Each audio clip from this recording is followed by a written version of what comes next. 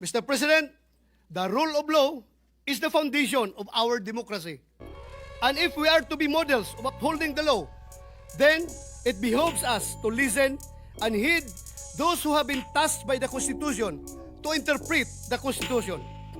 The interpretation of the law remains lodged with the Supreme Court, and we must abide by its decision. What message would we send out to our people if we, legislators, will not honor the wisdom of the highest court in the land?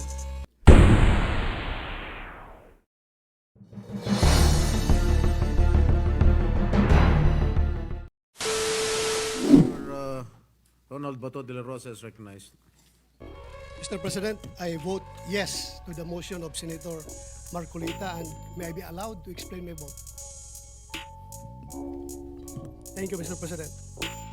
Last June 10, a day before the 19th Congress adjourned, sine die, I stood on the same spot, conveying my serious concerns on the constitutional infirmities surrounding the articles of impeachment that the 19th Congress of the House of Representatives transmitted to the Senate. I pointed out that the circumstances surrounding the filing of articles of impeachment seem to violate the one-year bar rule enshrined in Article 11, Section 3, Paragraph 5 of the Constitution, among others. Given this patent violation of the Constitution, I made a motion to dismiss the articles of impeachment against Vice President Sara Duterte.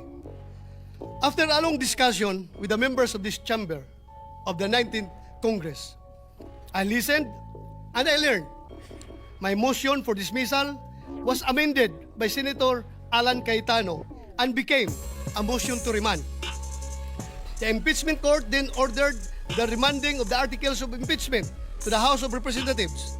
This chamber also requires the 20th Congress House of Representatives to communicate whether or not they are willing and ready to pursue the impeachment complaint, a requirement which until now has not been complied with.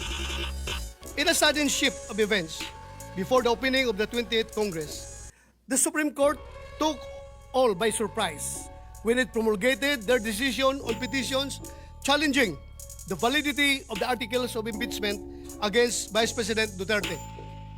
When the Supreme Court released their decision to the media, many people expressed their views. There are those who celebrated and commended the Supreme Court. Others voiced out their disappointments. Some criticized the decision. The mixed reactions seem to suggest that the decision promulgated lacks clarity. And yet, Mr. President, after reading the decision, I asked myself, is it long? Yes, 97 pages to be exact. Is it vague?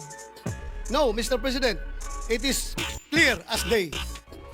According to the plain meaning rule or verbal leges, if the statute is clear, plain, and free from ambiguity, it must be given its literal meaning and applied without interpretation. Now, even though the decision of the Supreme Court is not a statute, it still forms part of the legal system of the Philippines as mandated by Article 8 of the Civil Code of the Philippines. Since the decision of the Supreme Court is clear, plain, and free from ambiguity, applying the plain meaning rule, it should be given its literal meaning. That is, the articles of impeachment are unconstitutional. The Senate did not acquire jurisdiction, and the decision is immediately executory. Plain and simple. Kaya naman, Ginoong Pangulo, nagulat ako nung ako'y tanungin, susunod po ba ako o tayo sa desisyon ng Supreme Court? Hindi po ganun kataas ang tingin ko sa aking sarili. I honestly do not place myself in a position so high, too high, that I will be the one to be asked if I will obey the Supreme Court's ruling. Ang nakasaad sa ruling na yon, immediately executory. Wala namang postscript or PS sa baba na nagsasabing subject to your review and further evaluation. As a member of this Senate and as a citizen of this Republic, I submit to the authority of the Supreme Court and respect its decision.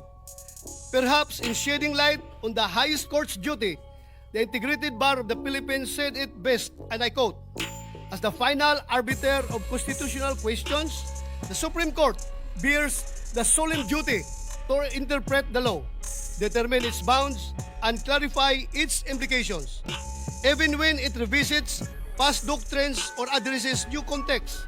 This authority is rooted in checks and balances, the very design that guards against the excesses of any branch. Mr. President, the rule of law is the foundation of our democracy. And if we are to be models of upholding the law, then it behoves us to listen and heed those who have been tasked by the Constitution to interpret the Constitution. The interpretation of the law remains lodged with the Supreme Court, and we must abide by its decision. What message would we send out to our people if we, legislators, will not honor the wisdom of the highest court in the land? Are we not, in effect, promoting anarchy? I want to believe that indeed we are men and women of the law, that we live by rules and perform our mandate as elected officials within lawful means. Our people rest easy and feel a sense of security because their Senate has remained to be guardians of democracy. Looking back, the Senate has accepted several Supreme Court decisions in the past. Why should the ruling in this current impeachment case be any different? Is our concept of respect for and acceptance of Supreme Court decisions selective? If that is the case, are we not playing with fire? Fire, mind you, does not always intend to enlighten or illuminate. It can also burn and bring a house down. Much has been said about where I stand, and I understand that my positions on certain matters have always been consistent and transparent. But while the public and this chamber may be familiar with my views, all that is simply driven by what is in my heart. And I say this with humility. My heart has always been guided by what is right, not only when it is easy, not only when it is convenient, but even and especially when it challenges my comfort zone, when it no longer serves our side. Because at the end of the day, it is a matter of principle, not popularity. Perhaps sometimes we ought to protect our democracy, even from ourselves. Of course, the Senate is not a mere follower of the Supreme Court, but a co-equal branch, meant to respect the powers and functions of the latter in its decisions. I trust that the Senate will continue to peacefully coexist with the Supreme Court. Let us not allow this impeachment trial to become a venue and opportunity to disrupt our system of government. I hope this is not the time when we dance differently when clearly the same song is playing. We must follow the Supreme Court ruling, not because it is the most convenient thing to do, but because it is what is right and just, no matter how unacceptable or painful it may be. And this is why, Mr. President, I vote yes to adhering to the Supreme Court decision. Thank you, Mr. President. Thank you.